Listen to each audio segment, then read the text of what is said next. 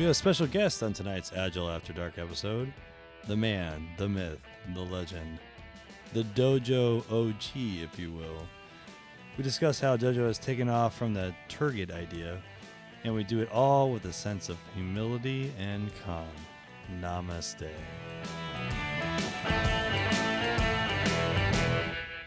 Welcome to Agile After Dark, the podcast that addresses Agile topics not talked about in the light of day. I'm your host, Greg Adams-Whitford, sitting here. And with me today, of course, as usual, is my co-host, Brandon Gartley, or like we like to call him, Branson. Bronson. Yes, Bronson's been missing in the podcast. We've, we went to like the Cayman Islands and, kind of hung out on our yachts and so forth and, tried different ascots. And, we felt like we need to come back to the heartland and, get back to podcasting. The Heartland and Sass, who's with us again here in the Apollo 13 studio in the Heartland. We have an interesting episode today that we're going to talk about. But before we do that, we're going to introduce our. There's actually we have a crowded capsule here. Yeah, that's true, Brandon. That's true. We have Apollo 13 is more crowded than ever, and that means that we have not just three people. I was going to say astronauts. That would sound stupid. 3 people. We have 4 people. And who are those people? That's more than 3. That is more than 3. Who are those people, Brandon? We have our co-host, our favorite co-host. It's Sass. Sorry, Jess. I know, I'm co-host. Yeah. So, Jessica Gusteliz. Hello. What? Is that how you say her last name? He nailed it. Yeah. Wow. Yeah. I know. Well, I was watching the what's his name in Italy, show, and I was just like, Gusteliz. Tortellini. Hey, listen, I'm Sicilian. Bucatine. So we're excited to have Jess here back again. Just bringing in the new year. A little late, but hey, we're doing what we're doing. So, Greg, let's get us rolling in here.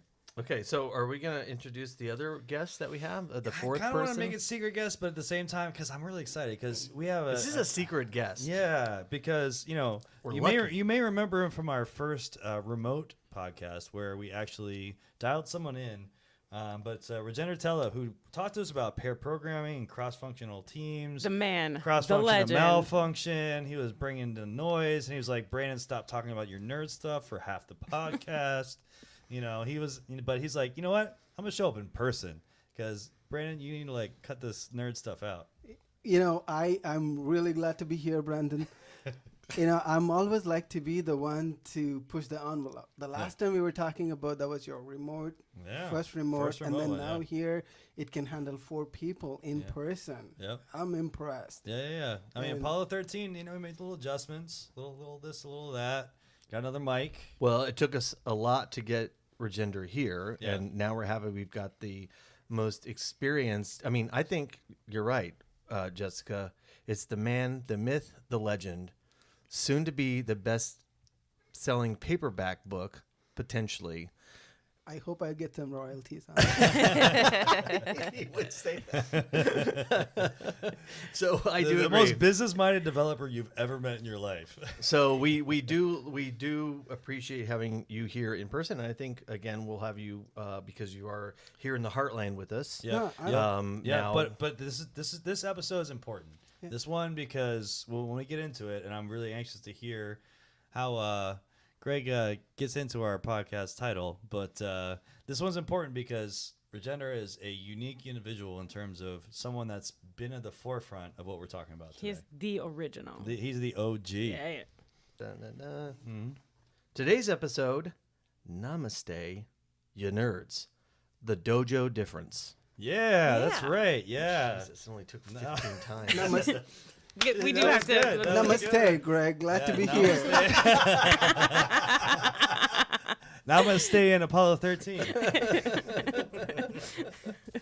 All right, so to get us started, I'm going to get into some of my nerd stuff. Regender, you're going to have to be patient with me, but it's not going to be nearly as long as what I've done in the past. But because we're talking about Dojo, right? And all of us here are fortunate enough to have had some experience with Dojo.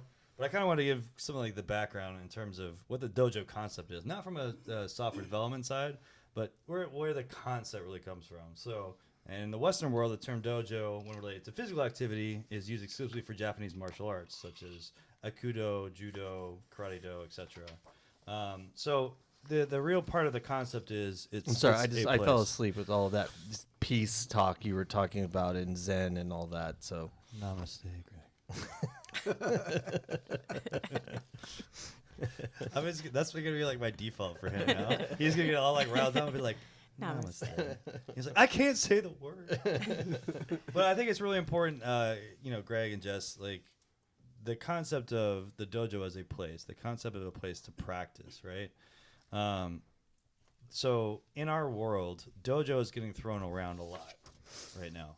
And I think it's a good thing, right? Because concept-wise, it's really good. But the word is being thrown a lot, right? It's not necessarily the concept is being experimented with. It's the word, and the word gets confused with studio and really what gets confusing is people think intense immersive training is a dojo, and dojo is not immersive training. That's not what it is. Right. Well, and because we're very fortunate to have Rajendra here because he is actually one of the very few people that have started a dojo, an agile dojo / CD / DevOps / you name it. But I kind of wanted to hear the story from Rajendra at a client, a big, large financial services client, which you would never think would be a place where a concept of a dojo would take place.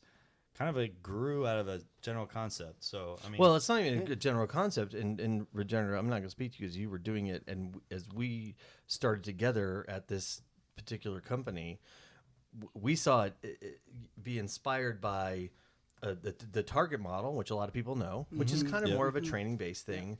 But then I think you were inspirational in kind of building it into a different thing, which included more of an agile approach to it, right? Right. Yeah, like you were saying, Brandon, I feel like I was in the right place with the right idea, with the right set of people, at the right time. Yep. The whole idea started from Target. Some of the folks that I was working at, it's like, hey, we learned about this Target model, and we're trying to figure this out. How do we make this happen? We really like this. How do we make this happen for us? And we were, looking at it and how do we make it happen? You remember, Microsoft Visio has this feature called reverse engineer. Yeah. Like literally, like you could point it to a database and it could read the database and reverse engineer a schema diagram for you.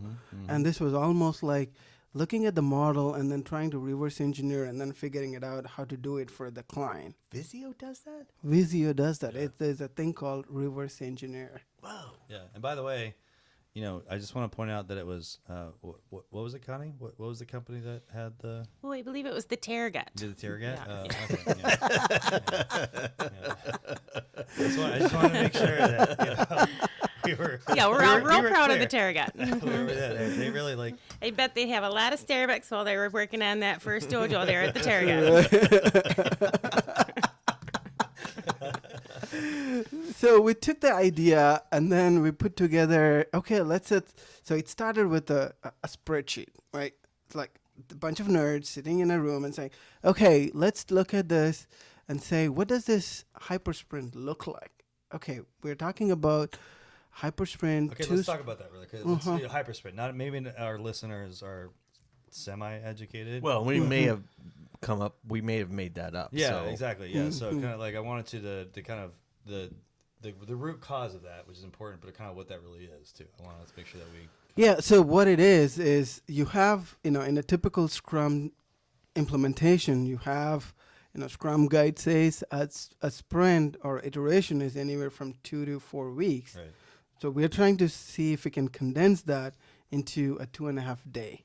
Right. Why 2.5 days? What was the thought process behind that? So we wanted to do as short we could. We were trying to float around, like, could we go shorter than that? Then it's going to be too much of, like, overhead to go beyond. And we felt like the 2.5 day was a sweet spot. Okay. Just enough, but not too much. Because you basically can fit 4 sprints in a normal 2-week sprint. That's Right. Kind of the concept, Yep. right? 'Cause you have Yeah. two. But why? So what what's compelling about moving to 2.5 day outside of just the abstract? We want to try to get more done. So my question is a leading question, which is, was it because it made the team work more efficiently? Because in 2.5 days, it forces the team to work together more efficiently, because in 2.5 days you have to get something done, and so you have to have the product owner and all the way to the quality test people working together to solve those problems in 2.5 days. Is it that, or is it something else? There you go. That's it. So, when we work with agile teams, the biggest problem that they run into is how do we break problems into smaller chunks? So 2.5 days forces them to breaking into smaller problems that they could do it and then deliver it in 2.5 days and then get the feedback on it. Right. It's the shortest feedback cycle. And I think you're right about the 2.5 days. Now, Jessica, as a practitioner in the dojo, I'd be really interested to hear about how because you've got a past with working in more of a product management digital world where you can release products very quickly. But you were also shortening up like PIs and stuff to that point, right? Yeah. Yep. Yeah. We had much shorter PIs, so we had 4-week. It was 4-week PI increments, and our sprints were actually still 2 weeks. Which, looking back, now I'm like, oh man, we should have played with that a little bit more. Yeah. But yeah, when you break it up into those smaller pieces, then you actually get to deliver those incrementally faster and more effectively, and you can get the fast feedback that you're looking for from your actual customers. But what was your emotional response when you thought 2.5 days? Are you kidding me? There's no way. Because when I first heard it, I was like, no way. There's no way. Because you have to get all of that stuff in, right? You have to get all of the ceremonies in, and the purpose behind, and actually draw the value out of those ceremonies in the 2.5 days. And I was skeptical when I came in, and teams are not terrified, but slightly terrified, and very concerned about how it'll work. And I honestly don't think that this concept of hyper sprints could really be truly effective if the tooling from a DevOps and a CD perspective hadn't gotten to the point where we can actually get to the different levels of what we would call definition of done, right? So agenda, right? That's a great point. And let me step back, because it all started with the spreadsheet and looking at what the hyper sprints look like, right? And then, we looked at, and then we want to do hyper sprint, 12 hyper sprints in 6 weeks. And then Target was doing, it was so flex, 4 weeks, very loose. And we said, we got to settle on a thing. And then we said 6 weeks is the time frame, and there's science behind it. Changing the habits, right? Changing the habits for adults. In adults learning in an immersive environment, you got to give them some time where they can learn and practice, and the repetition, build the muscle memory around it. So we landed on 6 weeks and a 2.5 day sprints. And then the biggest struggle was, we need to get a full-time agile coach and a tech coach to work with the team. And I spent 2 weeks arguing with my counterparts on convincing them about getting a full-time agile coach and a tech coach, which goes back to your point, Brandon, about focus on the DevOps. But the argument was, we got to get an agile coach who could coach 3 teams at a time, right? So we said, no, we got to get a full-time agile coach and a tech coach, and then I win that argument after 2 weeks of convincing, and then we finally launched with a team. And you got to remember, again, we had no idea where we were going to go with this, right? So we reverse engineered this. We had this model, and then we got lucky to pick the right team. Who was? Well, did you get lucky though? Because I think you had a sponsor, right? That was, you guys put this together, right? Yeah. Well, what I think the company that we were working with, who had the foresight, which you wouldn't expect this sort of financial services company to have, which was they had a senior architect who had vision and was able to push to get this vision instilled. So essentially you got a team that you knew you could build success with early, so you could show that success, so you could build on that, right? And you had the physical location that you could provide, which was really just a training room that wasn't that sophisticated. Right. And then you just built a model from there, and you just moved forward, right? Yep. It all started with one team who was willing to open and then be the team that can learn with us, right? One team, one room. That's where it started. And once we got the people who were on board on this, within 2 weeks, we got the feedback from the team was so amazing. And everybody's like, oh, we got to get more space now.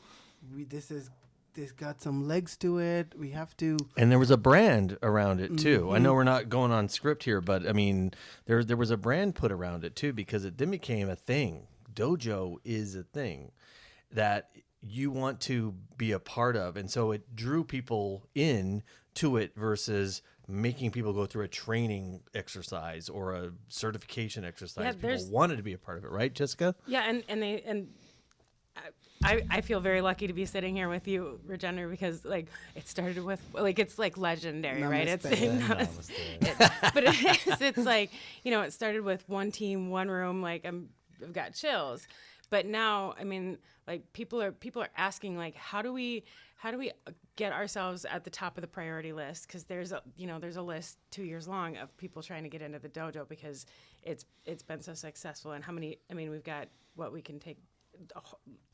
A ton of teams now, and that's something that you guys built, so it's cool to. And I think to rewind a little bit, because if you're thinking from the beginning, right, from an agile perspective, it'd be very easy to say, okay, so we have a team that we're going to identify that needs some help, and we're going to throw an agile coach at that, so that we can just have like a team level coach that can go there, spend some time with them. We're not going to have a specific time period. We're not going to have a specific framework to like experiment, because that's my understanding is from the 2.5 days. Right. That's a key component of that, right?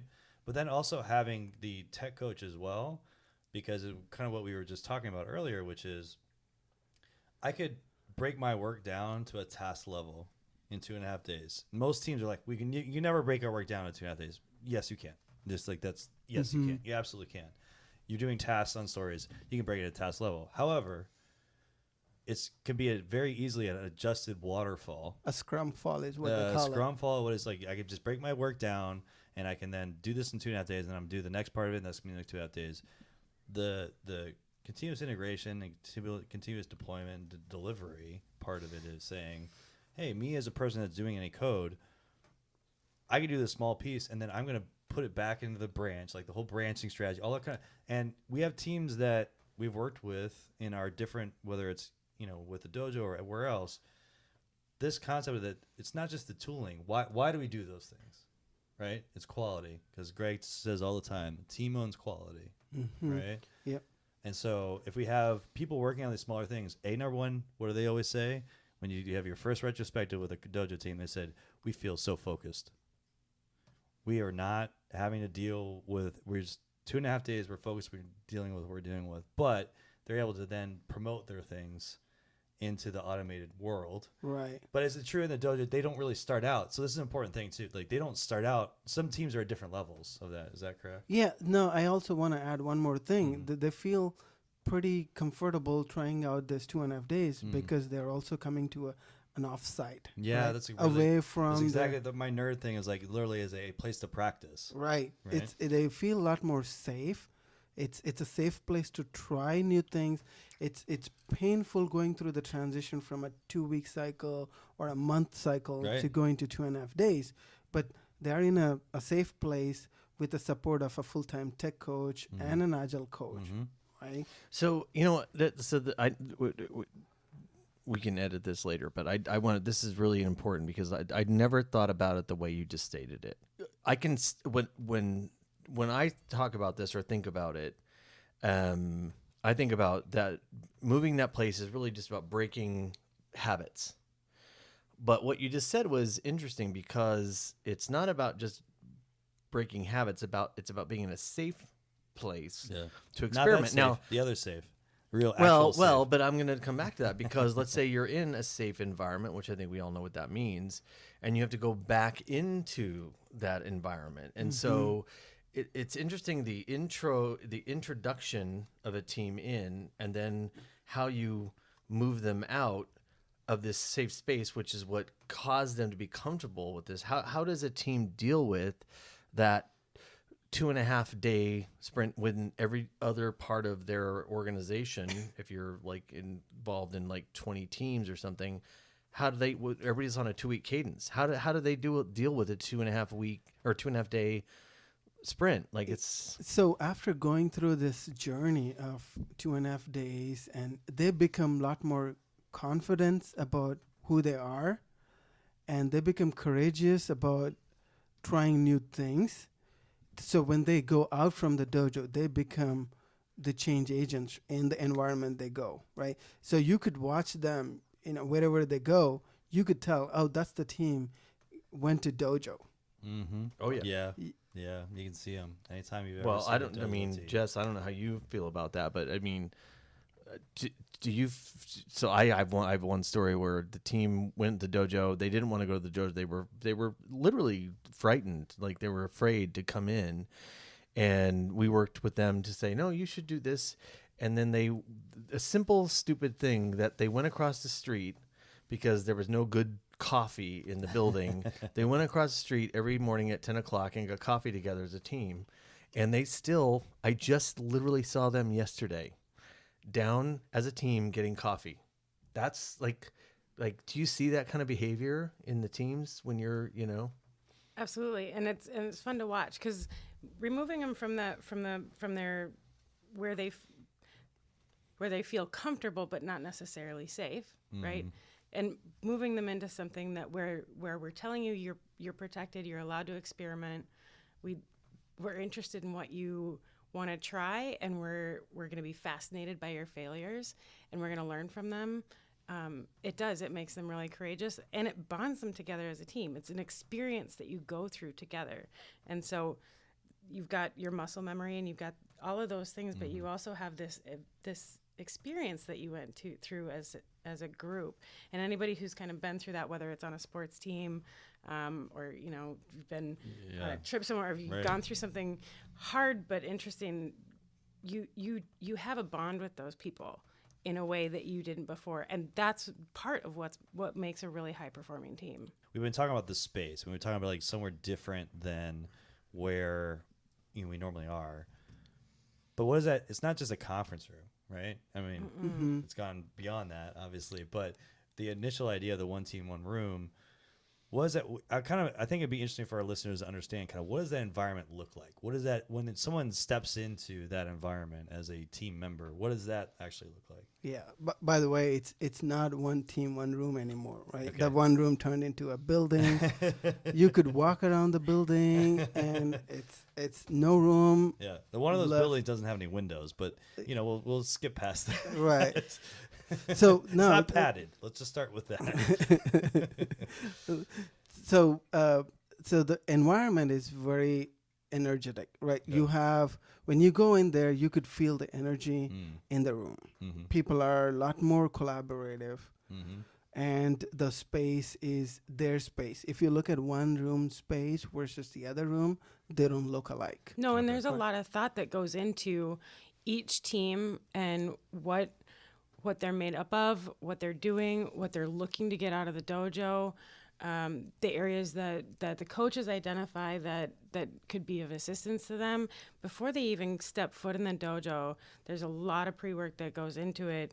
And we really think about the way that the space is absolutely for each team. The whole building gets customized by room, by team, to make sure that they're set up in a way that's hopefully going to be the most successful for them. Well, we want to make it home for them for 6 weeks, right? It's not, so we talked about the energy, and then the concept of dojo is all about bringing the transparency into the team, right? Sure. You see the big visible information radiators, right? All their work is you're talking about radiators. Blah, blah, blah. What does that mean? It's okay, just like how you have Apollo 13 walls here, right? Talk about, think about a whiteboard with a bunch of items that the team is working on. Okay, right? All right. So we're getting away from, I have this particular tool, so I'm doing agile. Yes, yeah, because no one knows who is working on what to start with, right? Right. So when you put that information out on a whiteboard, Mm-hmm. that's the first step, is to bring visibility into the team work. So the work, right? the work that the team is doing is right in front of everyone, Right. in a prominent spot inside the building/room. Right. So Okay. you have their, what the current work that they're working on, and what's the upcoming work. We call them backlog Yeah. in a nerd way. Yeah.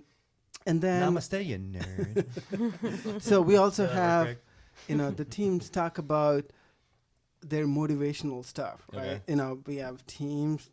Almost every team has a logo and a name and a bunch of pictures that go around with it. We have And the team then- charters are up so that everybody knows what the team's goals are for the dojo specifically. That's a huge thing. So let's talk about that real quick, because I think that's important.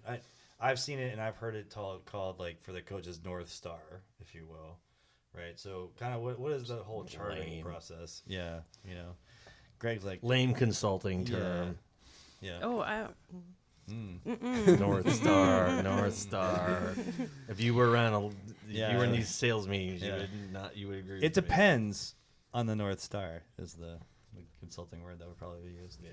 All right. So we were talking about the charter. Virginia's bringing us back. And we're back. and that's why he's Lando. So the dojo is a team experience. Okay. So it's All right. it's not a cookie cutter where you put a team into it and then they go through a standard procedure, right? So it's not a training. It's not a training. So I'm not coming in there and saying like. But there you're is gonna a tell me- framework around it, right? Mhm. And which makes it scalable, because the problem is, like, when you're talking about the irony that I think is that the building you're talking about specifically was a training center. And the fact that you've transformed this training center into this place where there are all these teams with all their different identities and all their different things is a pretty amazing thing. So how do you scale it if every team has a different purpose, a different how do you scale it? Like, how does that work? So it's interesting that you are getting into scaling. So as we started with one team, one room, started as one team, and then once we got the attention, like, how do we scale? And then first thing we said, we need to scale this. We need to have the coaches, right? It's because it's a full-time job for an agile coach and a tech coach per team. So if you were to have two teams, that means you have to have a pair of coaches for each team, right? So we said, okay, could we try and have a pair of coaches observe a team when they are in the dojo with the resident It's like coaches, pair programming, sort of, right? Pair- For the 6 yeah. weeks. Okay. right? So we said, okay, let's do that, and then they become independent after that cycle, and then the one team becomes two teams, and then you have two pairs observing and learning from the two set of coaches who are in the dojo, and then the two becomes 4, and then you add on another pair of And coaches. they become 8, and then it goes to a certain point, right? And then probably at a point there's some diminishing return. Yeah, we thought for this engagement we landed around 8. That was our sweet spot. We scaled up to 8, and then for that location it was just enough. Now we are in the range of 8 to 10 teams, and then we also need to have some slack in terms of coaching capacity if Jess were to go on a vacation to Thailand. What? What? Right? Wait Yeah. a second, Yeah. another Hello. one? Yeah, I know. How long was that anyway? It seemed All like right. you were gone forever. So I want to kind of take us into the break. I think there's Yeah. a lot of good kind of conversation about kind of the structure and the thought process and how it all fits together. But as we go into our break, I would like to thank our latest sponsor, which is MVP. MVP. Why not use a word that makes everyone think of the best for something that is meant to be less? Who would be confused when the M normally means most, and in Agile it means minimal? MVP, a valuable agile idea that has major problems. All right, see you guys after the break.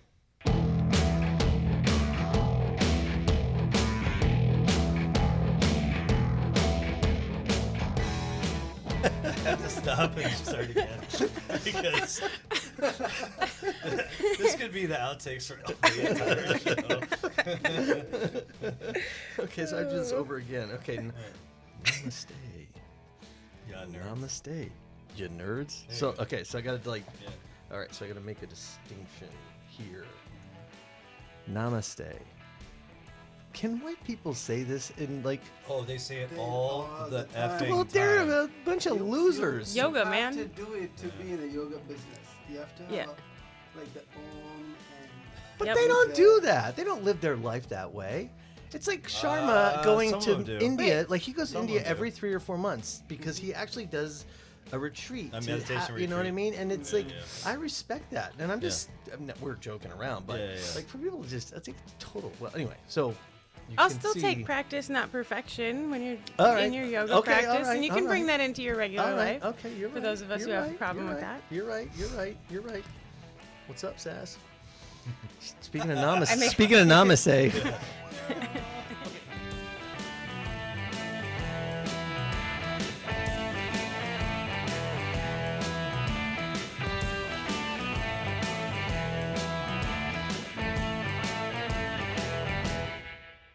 You know, the Heartland closes down fairly early, not as Yeah, but early we're as you after dark. think, But by it's the pretty way. after dark for the Heartland. So I have switched up for the first time. Yes, I'm sure. now drinking a vodka cranberry drink as opposed to my usual Maker's Mark.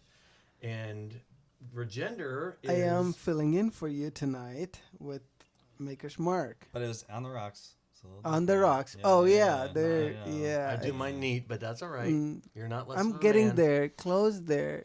Maybe another few years, I'll get there. All right, just don't take this. You know, it's like I'm doing the cranberry drink too, which if you go to The Departed, let's just say. That's totally what I was thinking right when you said that, and then I was like, oh, Yeah. I don't know if I can So go I'm just there. gonna. But leave here's that my out thing. there. I'm just proud of you for not drinking your blue Powerade vodka. Remember I'm that? trying not What to get podcast was I'm, that on? It I'm was the commenting worst. like I think that was I'm- the end of the year one that still has yet to Ugh. be edited. Yeah. That's still in your system. Yeah. Never made it. And we have an extra guest. Oh, Yes. what? Are you kidding me? Yeah. Hey guys, He's back. Steve And he's Thomas. back. back. I'm having a rum and coke. Yes, he is. Yes, he is. And what, Jess, are you drinking? You never said. Oh, vodka water. Vodka. Vodka. No I fruit just don't in understand. a coffee cup. In a Yes, cup. in a- Oh yeah, you well, have to it's tell my about. it's my to-go cup from Yeah, my go from cup. my place. The Chicago. It's a Some stack- people call that alcoholism. I'm not sure. Drink. And by the way, this podcast would be nothing without her. Like the minute we added Jessica, it became immensely no offense, Steve. It became immensely more interesting. Because no one when wants to we hear added Ray and I Jessica. drone on with a guest. Oh, That's like the jeez. worst That's idea in alright. the world. All right, so as we come back from the break, I kind of want to talk about, the things that we're talking about with the dojo is that, how can you teach an old dog new tricks, right? How can that actually happen? And like we have some dog lovers here, right? Just a little bit. Or in French, by the way, is ce n'est pas un vin sucre que on prend faire un globin. I can't right now. Namaste. Which the rough Namaste. but the rough translation of that is you can't teach an old monkey how to pull a funny face. What? that is the French Okay. version. I literally don't know what to do at this point. I don't know what to say. I I'm have no sorry. comment. I don't know where you got that from. How How that do I is work that phrase appropriate. into my regular vocabulary? So, I mean, I love the French. But I've that's- lost vision in my right eye. but you I don't actually know. can teach an old monkey how to pull a funny face. I can't. Because Are you gonna really persist with this thing?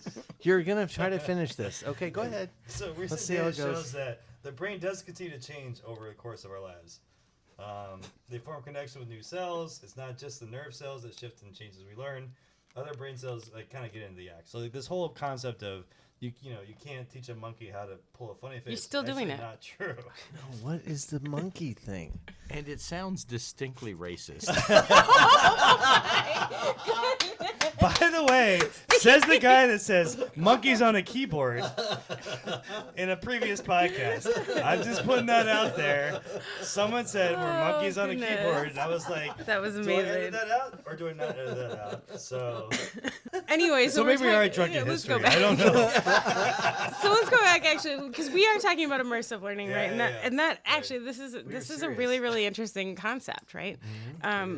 Because and we're talking about Dojo, Right. and so we talk about physically removing teams, a development team or program team sometimes, physically removing them, putting in a new environment, and involving them in immersive learning, and we talked about Dojo being a physical act at the beginning, right? Yeah. It's a physical Yeah. act It's of got removal doing from your something, right? space, yeah, And yeah. so it's doing. There's also an element of playing. We talked about kind of the environment. We set up, there's games, and we make it enjoyable, hopefully sometimes forced family fun. But, Yeah, forced fun is but, always good, but yeah. it helps. And repetition. And those are the things that really help the dojo be successful. And, there's, in terms of it, from a training perspective, just like when I was thinking about this, when we were talking about immersive learning, there's the forgetting curve, right? Within 1 hour, you lose 50% of whatever it is that you were just taught. Within 24 hours, you lose 70%. Nerd. Within 1 month, you lose 90%. Hey, listen, I did not involve any monkeys. So Exactly. I'm actually more It's there. interested This in is- tracking but- with you, Jessica. And so doing immersive learning actually gives you it gives you repetition and then and practice and the muscle memory. And the other thing about the dojo, and the interesting thing about it, is that this isn't just immersive learning in throwing out different scenarios in which you may or may not be involved, but you're doing your actual work as you move through the dojo. And so you get both the skill and the will. Right. So the skill is the muscle memory, the practice, the sprint zero. We do some, there's some training and some education around Or level setting. Right. Yeah, just making sure that we're all jumping from the same platform. Like, this is where we're at, right? We're using the same language. The repetition of the 2.5 days. So that's the skill part of it, the practice part of it. And the will part of it is like the behavioral shift, the mental shift in what you're doing. And that comes from, I think, partly continuing to do your own work, because that allows your natural day-to-day tendencies to come out, your work behaviors to come out, and it gives you the opportunity to inspect those behaviors, decide if they're good or if there's something better that you could be doing in a very quick way. So you get the behaviors to manifest themselves very quickly, and you get to inspect them and experiment with them and see if there's other things that you could be doing that's better. Yeah, so right? kind of along the lines of our sponsor was MVP, right? This concept of what that actually means. Like, another word or phrase that's thrown out there is like this whole fail fast thing, right? Let's fail fast, right? So let's just talk about MVP means certain things to someone in terms of it's like most valuable player, right? It's like it's a good thing. It's like it's a gold-plated idea of something, right? And the fail fast is like you put fail in front of anything in front of a client. To your point, where it's like doing different things. I hear fail fast even with a dojo concept, and I kind of wonder, is that really the messaging that we want to go with? Yeah, well, so you talked about the experience being the most effective way to learn. So do you have any numbers around, like, learning through failing is even more powerful than learning through experiences?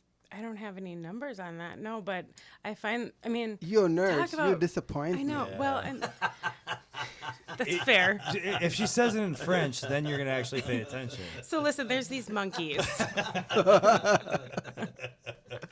Because that's what we do in the There 2.5 actually days. there are actually, okay, I'm going to pull up another thing. There actually are the studies in terms of trying things and failing them and like learning from them is better than repetition and just doing things that are out there and being said. Like, We've seen this, the hundreds of teams that have been through Dojo. The hyper sprints is a way to like encourage them to try new things, and then fail fast. It's 2.5 days, right? And inspect it. Right, and then learn from it, Yes. and then try another version in the next hyper sprint, right? You just iterate on I've what seen it is it, that like, you're doing. going through this experience, I've learned that I don't have the numbers, you nerds, that I think, learning from the mistakes is a lot more influential and effective than learning from the positive experiences. It's the experience, right? It's the personal experience that connects you. And that's actually where you start to learn and grow. It's not I've heard about this story about somebody else, but it's that personal connection into what that looks So like. this is the hyper thing, like the whole hyper sprint concept of it's 2.5 days. And what I've heard that's been very beneficial in terms of, I think it's more experimenting than the failing concept, right? It's more of like, how do we do something a little different? And you give them the comfort zone of, you experiment with something for 2.5 days. What's the real sunk cost? You're not risking everything, Right. but you have the opportunity to try something, and then the opportunity to safe look at place. it in a safe place, Well, that's in a new that's the fun part. environment. Yeah. With the support from an agile coach and a tech coach. Mm-hmm. Yeah. So I'm interested from you guys from a dojo perspective in terms of, providing that space, providing that opportunity, and so forth.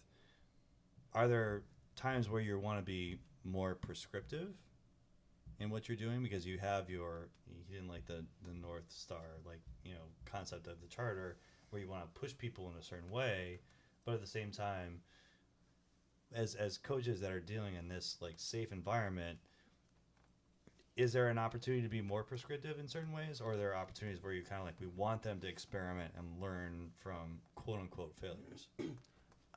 I like to think it of not so prescriptive, but some core elements of the dojo. Okay. Right? There are certain things that are non-negotiable. Like if you want to come to a dojo, there are certain things that you cannot. It's our house, our rules a little bit in Right. terms of there are certain things. Right. So you I'm have to giving come Steve to a fist bump right now because our house, our rules. So you have to come to our place. You have to follow hyper sprints, and you have to willing to try new things. And part of that is because it is scary. I mean, you talk about 2.5 days sprints. You talk about doing all this stuff. Like, we want you to get out of your comfort zone. That's part of it because we're gonna help you grow. Is it just a part of it? I mean, I wonder if it is a core piece of what you're actually trying to accomplish. Yeah.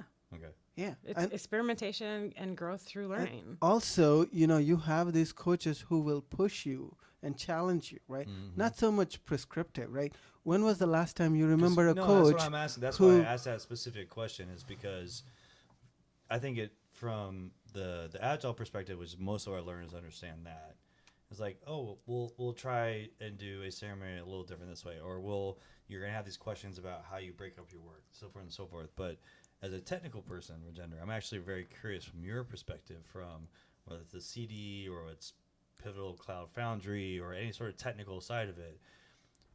Do you have to be a certain level of prescriptive to say you need to actually accomplish these particular things, or you're kind of like, hey, let's try this and see where that works for you in terms of your workflow? So let me also clarify. When you say prescriptive, you're saying there's a certain set of skills that you have to have coming into dojo to be able to execute on what the dojo's mission is, which is what we've just been talking about. Is that the question that you're asking? It is and it isn't. So that's the kind of like the beginning piece of it, Greg. So yes. So let's have you kind of respond to that, and then I'll do a follow up. Well, no. So essentially, the dojo, as we've described up to this point, is not about intensive training, right? It's about creating business capacity by building teams, by building high capacity teams. And so, but they have to have a skill set coming into dojo. And so that is a different thing than saying, oh, dojo is, because we talked about the target model earlier in the model, which was really about CDCI, which is good. There's nothing wrong with that model. But what our version of this is really building teams. And so the teams have to come with the skill set to be able to execute on their work that's already in the backlog, as we understand it from an agile perspective.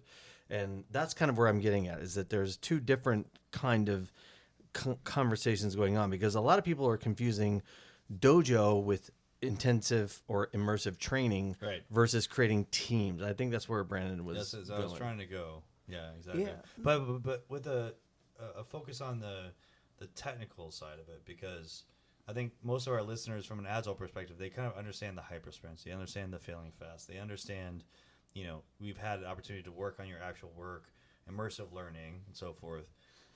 But from a technical standpoint, I think there's some nuances there. Mm-hmm. Yeah, Right. no, that's a great point. You could very well break down the work into smaller chunks and develop product in smaller Mhm. chunks. Mhm. But if you can't deliver it, if you don't have a pipeline that the work flows through, Yeah. it's gonna just pile up. It's you know, adjusted sitting- waterfall. Right. Right, we had the problem back in the day where we didn't have the pipelines, we didn't have the CI/CD, Steve, right, and CD, right, where we didn't have that, where we get at the end of the 2-week sprints and we've done a lot of development work, and then so now our next 2-week sprint is where we're going to test all that manually. Mm-hmm. That was a common thing, and that was the world that we lived in, right, and it's changed rapidly based on, and as Steve is always good from the CI/CD standpoint is.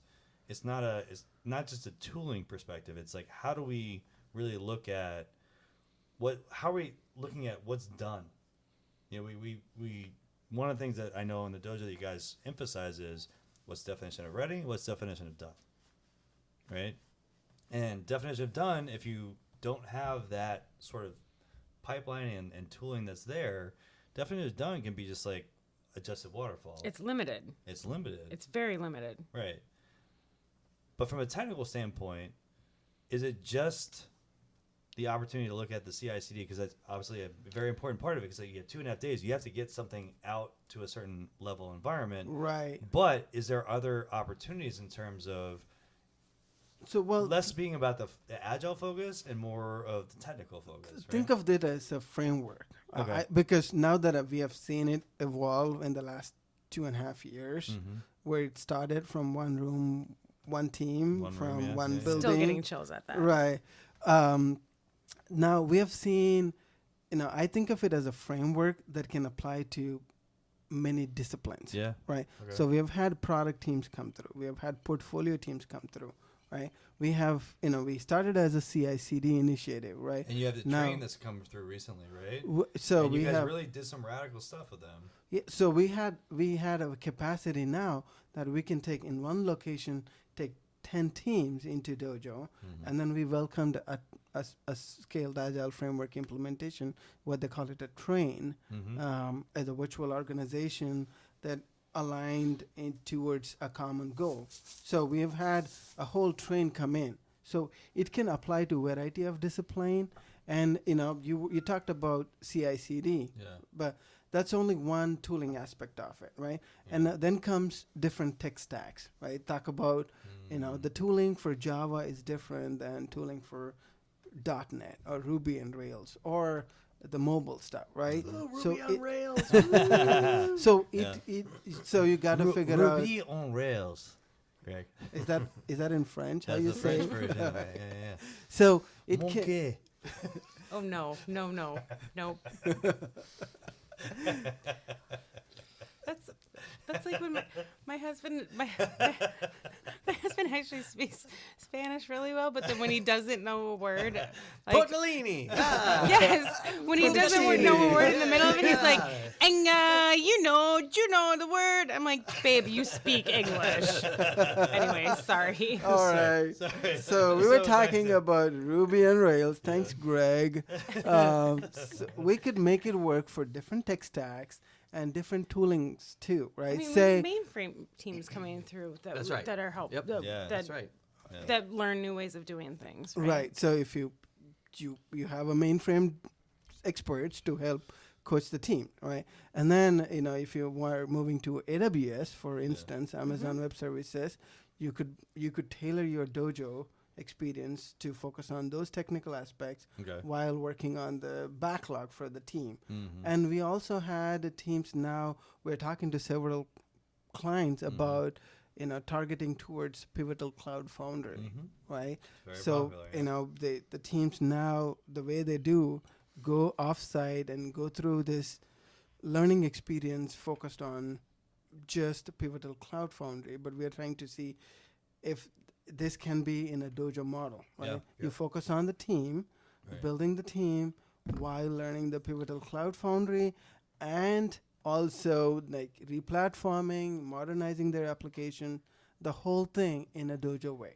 Yeah, and I think that's a really interesting concept in terms of a team, because you may have a client that's like, this is our team, this is our PCF team, or this is our mainframe team, or this is our infrastructure team, right?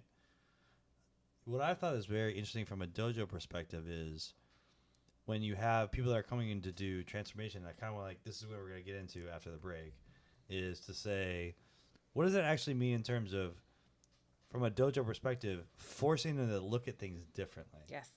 right? Encouraging them to. And encouraging them to basically say, you know, Encouraging them here's to. an opportunity for Namaste. you to basically say what you're getting out of, like, whether it's discovery or whatever, some like coaching people coming in and saying, you're not product based, you're not this, you're not that. Hey, how can we use Dojo to experiment, right? And how can we make that happen? So I'm going to take us to a break as a result of that. Awesome conversations. And if you have feedback for Agile After Dark, it's feedback@agileafterdark.com. And we'll see you after the break. Cheers. Namaste. Namaste, ya nerds.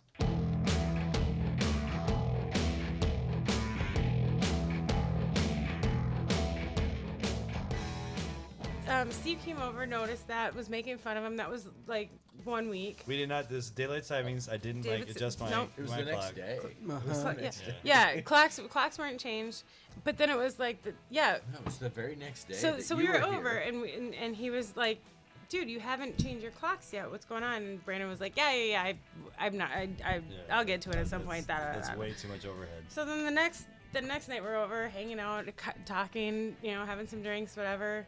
And in my mind, I'm looking at the It's only clock, 11 p.m. minusing an hour, because then it's and all of a sudden, what time was it even?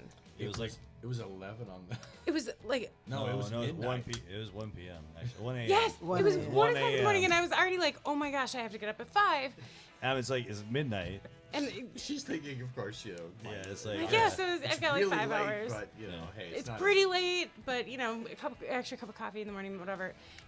It's 1 o'clock in the morning. I find out because he changed his clock. So she looked. So I I looked was at it. She was subtracting looking. an hour. She was looking at it, and she was like, "Hey, like, oh, I have to It's get up at only 5." And I was midnight. like, "Yeah." So I did. It's 1 o'clock in the did morning. Change my I had- clocks, and she was like, "Are you?" I had an effing absolute kidding me?" meltdown. I was so She's like, mad. I have to go. I have to go. I have to go. What? Are you kidding me? It's so late right now. I'm getting up so early. Oh my god, I'm so terrible. This is terrible.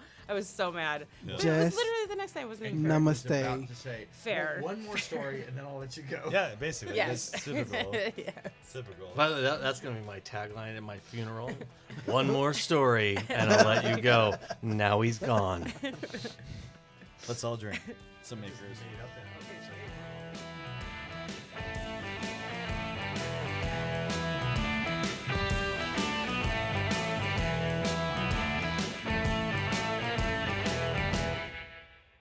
And we're back. And we're back. All right, we're back. I don't know to what. I think we're back to transformation and how Dojo might actually help transformation. Oh, transformation is one of our favorite sponsors of all time. Quote unquote transformation. Transformation. I don't even When know. you want to do you when know what wanna, that means? Have something that sounds like it's changing, but it's actually not. I think that was one Makes of you our feel sponsors. good. Yeah, it makes you feel Right. good. Yeah. So- Right up there with MVP. So let's talk about actual transformation, like Yeah. real transformation, Yeah. not layoff transformation, not we're gonna lip service transformation, not we're gonna Change the scrum butt titles. or just shift around the way that we talk about things, but actual transformation. Yeah, and that's so Jessica, that's a really good point in terms of a lot of times that we run into with engaging with clients, we have this concept of saying you have this. We've talked about management debt. We've talked about the debt that you have from how you've been doing things in the past. How do we change that, right? And that's where I think transformation as a word actually does have some gravitas. So Greg, in our transformation podcast, we had this whole thing of like the the butterfly and all that kind of like you're actually like changing something. But the truth is that businesses are going to want to say, well, what's my return on investment? Like, how am I actually measuring that change has actually happened, right?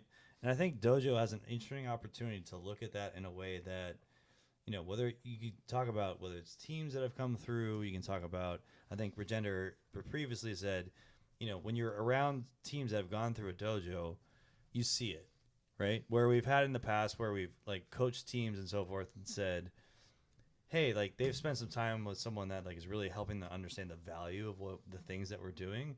They kind of get it, right? They kind of like, you can see them as like the light, you know, in the tunnel, right? Like you can kind of see like, okay, this is something we're going towards, but that's just like a team. And you can say, hey, look at that team. They're doing that thing.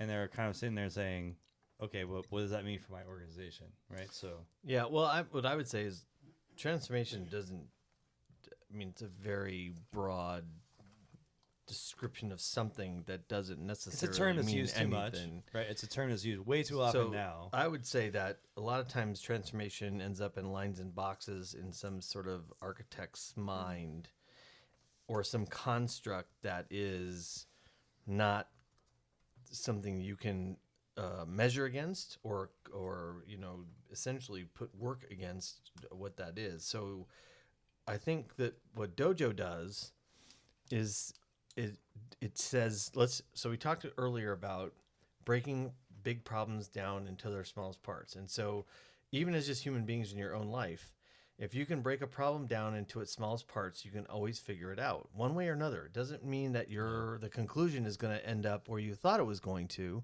but you can always do that. And I think when you use the word transformation, it's so broad and it's not understandable. So what the Dojo does is says, we're going to take a problem and we're going to break it down to this 2.5 day, whether it's 2.5 days or 4 days or whatever it is, it doesn't matter. We're going to try to understand the problem and solve to the problem. Right. Mm-hmm. And I think that's just the problem with transformation is it's so broad and it's enterprise and nobody can understand or comprehend or execute against it. I mean, would you agree? So are you saying that the transformation it starts with one team at a time? Is that a grassroots approach? I think it's first of all understanding what the problem is, Mm-hmm. which is kind of a product management. Oh dear, did I just mention product management Yeah, once surprise, again surprise. on our Yeah. podcast? Shocking. Yeah. And then it's executing against it, because if you don't know what the problem you're trying to solve is, you can't, you know, essentially apply the resources or people. Resources. Yeah. Yes. Edit that out. Yeah. Edit that out. Yeah. Pause. Anyway. Coughing. Pause. Coughing. Pause. Pause more. Coughing. Go. So, for me, kind of the interesting part of this is because I've had a struggle. So when we were doing our podcast last year, I kind of had the struggle of the concept of, is a top-down or a bottom-up approach to transformation? Which one's more effective, right? Or middle. No, and but there's something to that. But I think you probably, for all the people now we're now like 40 listeners or maybe 50 listeners, right? They 55. Yeah, they probably have looked at me and said, okay, this is a bottom-up person. And I think there's something to that where I'm kind of like, if you can't solve the problems in terms of actual delivery, then you can do top-down all you want, and then you can't really get the stuff out, because you can say, we have all the people on the top that are beginning stuff to them in the right way, but if we don't have the situation where the teams are actually able to deliver, top-down doesn't work. But I will also say from the other side of it is, and this is where a lot of people, when they talk about transformation, they talk about how do we look at where are the failings in transformation. You know, you listen to our podcasts in the past year, a lot of the people that are a lot smarter than me will say, well, if leadership doesn't buy into it, you know, you're not going to transform anything, because you may have teams that are like, they're just dying to deliver stuff, but the top down, the people that are making a decision, the vision, and they're trying to say this is what our product is and so forth, they're not actually coming into and saying, yeah, we're still doing what we did before, but we're calling it agile because we have an agile tool. And like the teams, you know, you guys, you seem like you get it. You're doing it something, and so that I've had that conflict. So when I was listening to the podcast from last year, I kind of went back and forth. I really did kind of like, hey, there's some really interesting points from both sides. But for me, the concept of a dojo as a transformation of agent is, it doesn't have to be just one team, one room. It doesn't just have to be the stereotypical development team that is delivering. It is a change agent for how do we really look at how we're trying to change the way that we work. And how do we do that? We do that in hyper experimental ways of doing things. Right. So here's what I'm going to say, Brandon. And Safe. I would like Hyper. Yeah. both. In a What sort of safe though, Jess? Not- I mean, not safe. not Dude. safe, but like in a safe environment, like a space that's where you feel like you can. So let me just. Sorry. I'll pose a question. Don't and I talk want over you- Greg, Jess. That's really rude. How dare you? Let me pose a question. So we talk about transformation. So transformation can happen 2.5 days at a time, over a period of 6 weeks, over a period of 8 weeks, or 9 weeks, over a year. What happens after 9 weeks? What happens after 3 months or 6 months after the teams go back into their environments? Is transformation just the seed that happens? Because I think 2.5 days is a pretty radical concept to start transformation, and then you build on that, and you do 2 weeks, and then you have this post implementation phase as well. Because if we're going to go back to this sad metaphor that I used with the butterfly thing, that was actually with very good. Shyla, It was good. it's like it takes a long time for this thing to develop. And so it's not just 6 weeks or 2.5 days, but you have to start somewhere to have transformation. And so I would like to, for the people who do it on a day-to-day basis, hear what you think about, is transformation, does it occur better on a 2.5 day to 6 week to 8 week to the post implementation? Is that a better way to do it, or is it flawed because we're just gonna go through this whole dojo thing, and then in 9 months they're just gonna forget everything they knew because their environment's so poisonous that they're just gonna go back to doing what they did before? I think it goes back to, Regina, you talking about them being a change agent. So they've had this experience. And the really interesting thing that I found 2 teams ago, I had a group that came in that said 2.5 days is never going to work. Like, we can't do it. We can't do it. We're special. It can't happen. When they left the dojo, they said, we're keeping 2.5 day sprints. And with part of the dojo experience is having a 1 week check-in with some of the group of the team, and then a 1 month check-in, a 3 month check-in, and a 6 month check-in. And how are you doing? And what's going on? What's happening? And we can do some measurements, but we can also have some really good conversations around stuff. And they truly turn out to be change agents within the groups that they're in, and they come up with more stuff that they're doing that's even more interesting than what we were doing in the dojo. Like they are the seeds of transformation that sprout into just some crazy cool stuff that doesn't. God, I love it. can't even- Now you I'm can't gonna even- cry. Yeah. Now I'm gonna cry hearing you. It's so talk about rad. this. I mean, it's like every time. It's magical. It's friggin' magical. Like there's nothing else. When I get to see this stuff and watch these teams just like go and just go. so just it's let- cool. let- It's so- friggin' cool. so- And it part of- costs no extra money. No, because they're actually No. no extra work. No. But I want to do an important thing to both Regender and Jess, which is we try to, this whole concept of celebrating wins and so forth, like, and celebrating like the progress that teams have made. We try and do that. I think when in the dojo concept is like, it's 2.5 days. You're celebrating things pretty quickly in terms of things moving across the board. But let's talk about the end of the dojo cycle, right? Which is this concept of a quote unquote graduation. right? Coming back to transformation, right? Right. I mean, it's literally like, let's self-examine. We had a charter. We have the things we're going to do is progress, and we're going to like say all these things. But when you get to the graduation, I think Jess, I think you have some like. Do I have a stupid grin on my You face do, right now? you Because do. it is You do the coolest thing. right. I mean, I think that, so I don't want to take too much fire away from it, but like I think it would be really interesting hear from both of you, but Jess first, and then maybe Regender, in terms of what that means in terms of what's real transformation, right? What is real transformation in terms of not from we're doing work and we're doing things more efficiently. What is a true transformation? It's not utilization reports. It is what it is. Is about changing human brains. Yes, right, Jessica? yes. Go. It is the coolest thing to watch a team go from being like, developers Their that don't have axions they are don't like have- really sparking. Shut like, up Jesus. right now. I love you. Sorry. No, I'm super pumped about this.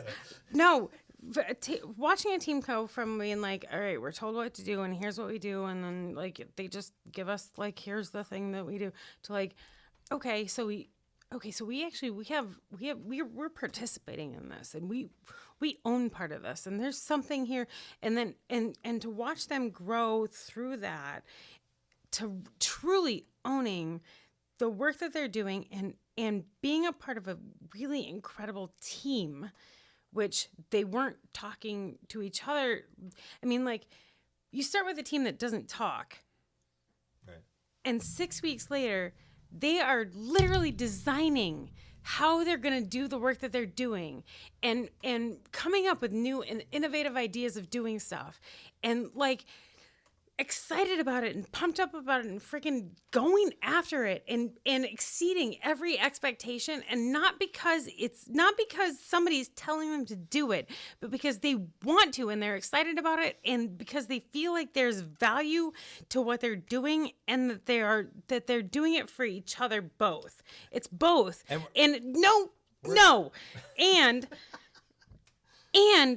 to give them the power to have a voice. These are really smart people. Mm-hmm.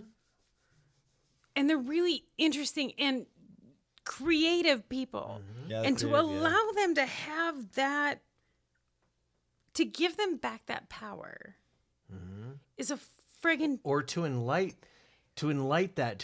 that power in them, because they might not have known they had that before. yes, right? It might have been all Because prescriptive. they're just all working, and so maybe that's also part of it. And that is the incredible, beautiful thing that happens when it happens in the dojo, and then they get to go back out into the world and send that out elsewhere. Yeah. And that just brilliant light of we can do this, and we can do this together, is an incredible experience to see and to watch and to be a part of, and to participate in. It's one thing if you're talking about people that are in the traditional sense creative, like, hey, I'm kind of like doing all this stuff, but you're talking about developers. So I'm going to pass it off to Regenda here in a second, right? We're talking about people that, and I think, Jess, you and I have had this experience where we're dealing with people that they're naysayers. Heck yeah. There are people that, like, we take them through the 6 weeks, and through the 5th week, they're still like fighting against us, right? They're still pushing against and saying, I'm going to challenge this, I'm going to challenge that. Because the first team that we worked on, like, you were kind of around when I was working with them, and there's this one guy that brilliant So developer, so smart, and he was challenging everything that we were pushing, and they were doing this, and he was pushing against us. This is dumb, except I'm going to super participate. Yeah, and That's like my I don't favorite really want to thing. write this story. Like, I don't want to do any of this stuff. Like, this doesn't make... And like for the full like 5 weeks into the 6th week, right? He was like, I don't, but he was newer to the team that we were dealing with, and he was just one of those, like, kind of like just really one of those ones that was the contrarian, pushing against everything. But he was the one that when it came to the graduation was exactly kind of that thing where he was the one that volunteered. It's like, I want to come up and talk. The testimony, right? Yes. It's an interesting word, Yeah. but it's the thing I love about the graduation is, and I've been there from the beginning, and Rajender can like chime in on this, but that ceremony of graduation, the people who didn't want to go into the dojo, the teams that didn't want it for whatever fears or whatever it is, and when they come out and you say, if does anybody want to say anything, and you think, nobody, they're not going to. Developers don't want to talk about their feelings. Well, so let's get into retrospect. Like, I don't want to talk. Why are we talking to somebody? Why are you forcing me to do this? But what's crazy is that they all get up. Every single person gets up and says, not only did this change my work perspective, it changed my whole outlook on how I solve problems with life. Yes. Right? That's true. Yep. So Would you agree? Yes. So that goes back to what's transformation. Yes. Yes. Right. Yes. 100%. So touching high fives everywhere around this the Apollo 13 right now. people's lives in a way that where they never imagined that they could do this. Like It's not unleashing just their work the lives. potential of individuals. Yes. And unleashing the creativity of organization. Yeah. Right. Like you could like the people who I'm more happy when I feel like when somebody calls me and said, hey, you know what? I remember you for pushing me for this or helping me go through this, right? Like this just past week, I was talking to a developer, just observing him. I've never had I never knew that how many Amazon Web Services certifications he had. I had no clue. And we walked into this, we had a mobbing session. End of it, I'm like, I pull him aside, say, hey, I had no idea that you know this so much stuff. It's like, well, I've been the certified architect and I'm this. So, but you actually provided me an environment to actually shine and rise. Shine and rise. Yeah. Yes. So that's the power of Dojo. It unlocks and unleashes the potential It does. of It unleashes individual the power of the people. individuals and Yes, the teams, yes, right? Yes. And the transformation can happen once they graduate from the dojo, if you can keep them as a team, right? Keep the teams, persistent teams. If you don't break them apart, right? They're going to be the team that's going to influence the train that they're part of, and the train influencing the value stream, and then influencing the organization. The greatest compliment I ever got, and it was only because I got the chance to be an agile coach in the dojo. The only reason was the end of the dojo. One of the developers who was silent the first 2 or 3 weeks, maybe in the dojo.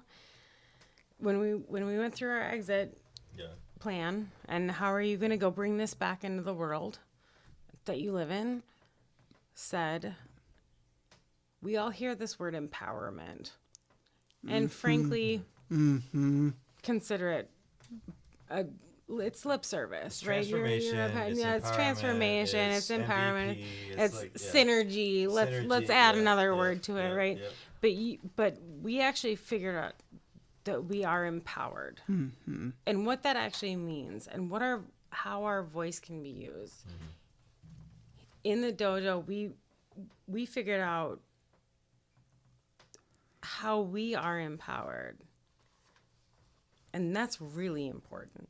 And I about lost it. Like, I mean, I tried to keep it together, and I was like, greatest day of my life. But that's it. This dojo concept is the most important and true way to change how companies do their work. But dojo is not training, and I think that's the one right. thing that we have to make sure that we don't. Yeah. There's a difference. Training is training. Mm-hmm. Dojo it has is its place. It's really good. Mm-hmm. But dojo is specialized, and dojo. So its training is skills. yes, Dojo is teams, which is what Rajender was talking about. Mm-hmm. So if you can enable a team in what you just talked about, technical training is one thing, but the dojo really is about building successful teams, right? It's building that's the really capacity, hard. the really hard to do. yeah. It's really it's what you said, Regina. Yeah, right? it's an environment to unleash individuals and teams, the potential. Shine and rise. You said it. That's like I never I like. Yeah. Well, wrote I mean, it down. it's through immersive learning in a place that's specific to that immersive Horizon learning, right? And true transformation is going to come from empowering anyone at any level of the work that we're doing, right?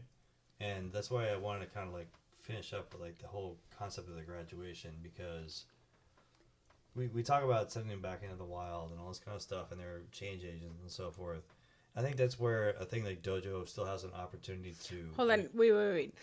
I'm assuming that most of our listeners don't know what back into the wild means. That means like we... Yeah. Well, they're done their 6 weeks, Right? right? So then, And no. they're in their space, because the dojo is a space.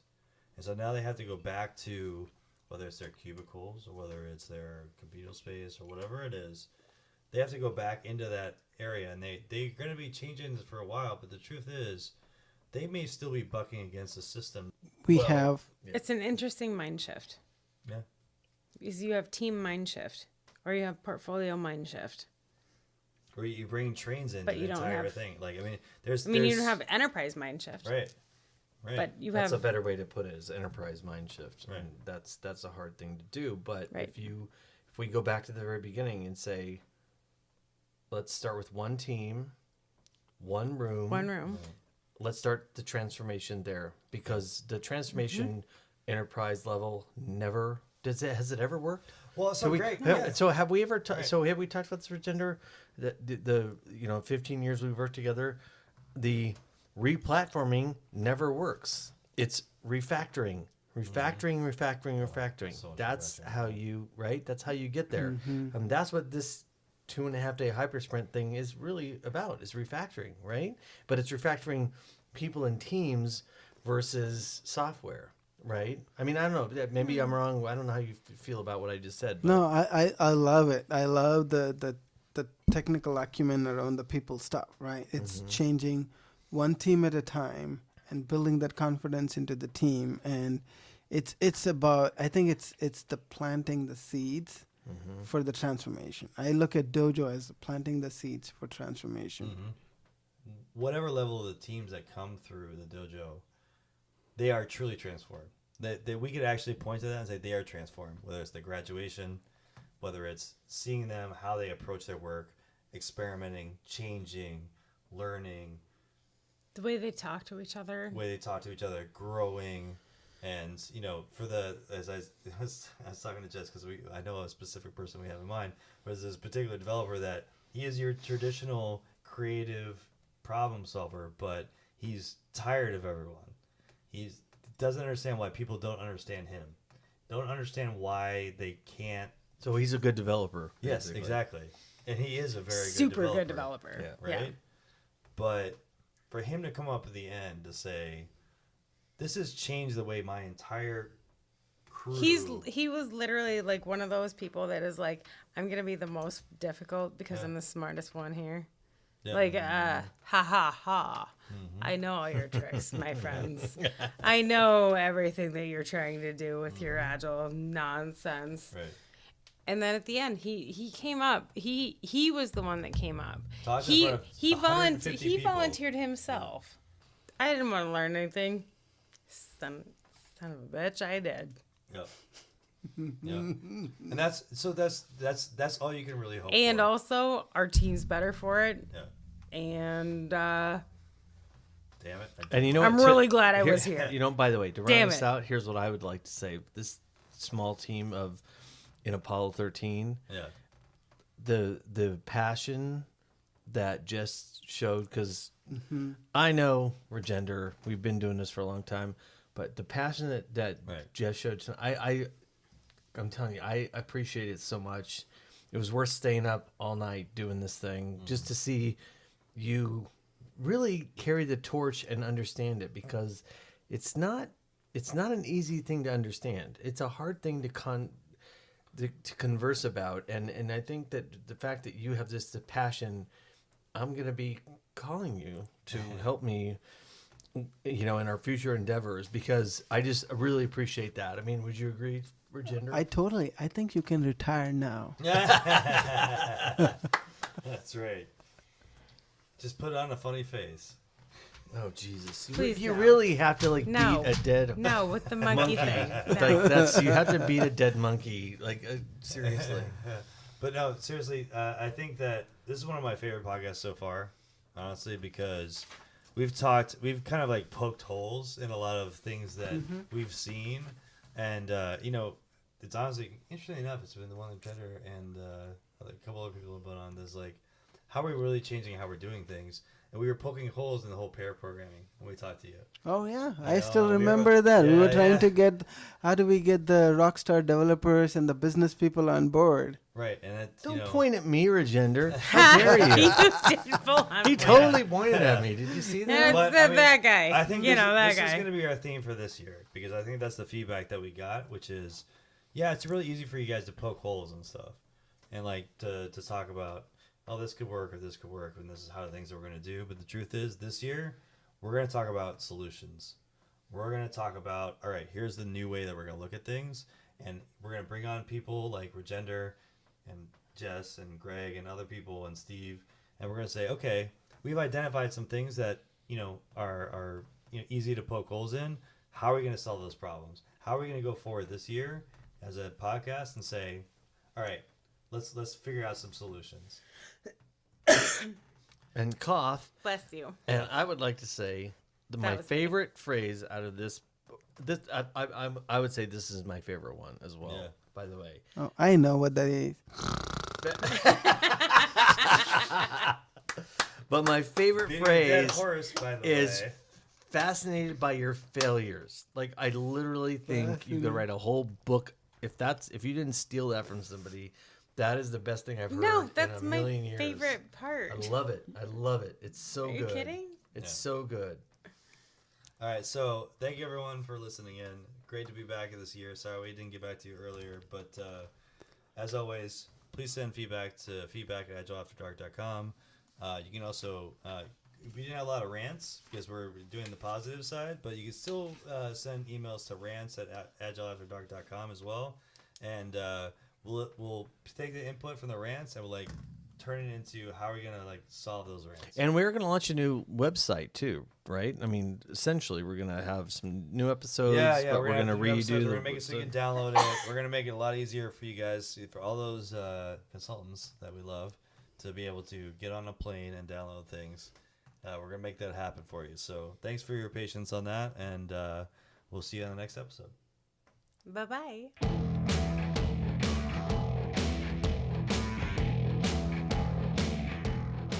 Ready? All right.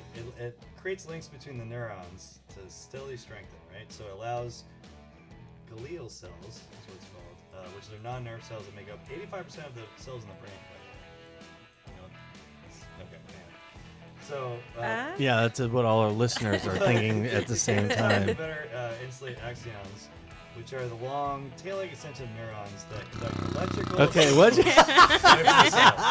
That was Regender snoring, by the way. Right. So the important part of this Great. is that even after the development part of the brain, like when the development years of the brain, that was the most ridiculous laugh ever. So we basically learn over time that I'm waiting for the old mama. Old mama's coming. We're gonna get there. The important part of this Snoring is the best trick ever. I love that. Damn it, That's the Regender. best. I was going exactly right there. Hey, I'm nerd alert. That's what I'm talking about. Oh, We still have to get the soundboard with the nerd we're alert past part. alert.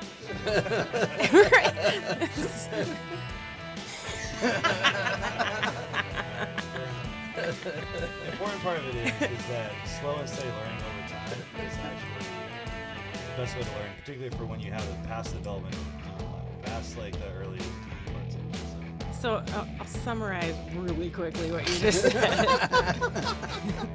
'Cause- wow. And I'll actually bring a super nerd into it. Einstein. quote, learning is experience, everything else is information. I mean, that's the basic concept, right? Okay, do we have to go through his Did- thing? You could have just said Just that. right. You could have interrupted him and just said that. We could have done Like, that. Sorry, Brandon.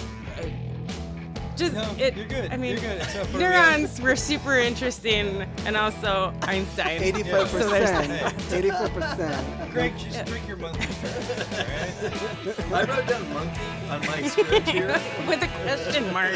Monkey with a Where's the question monkey mark. thing coming from?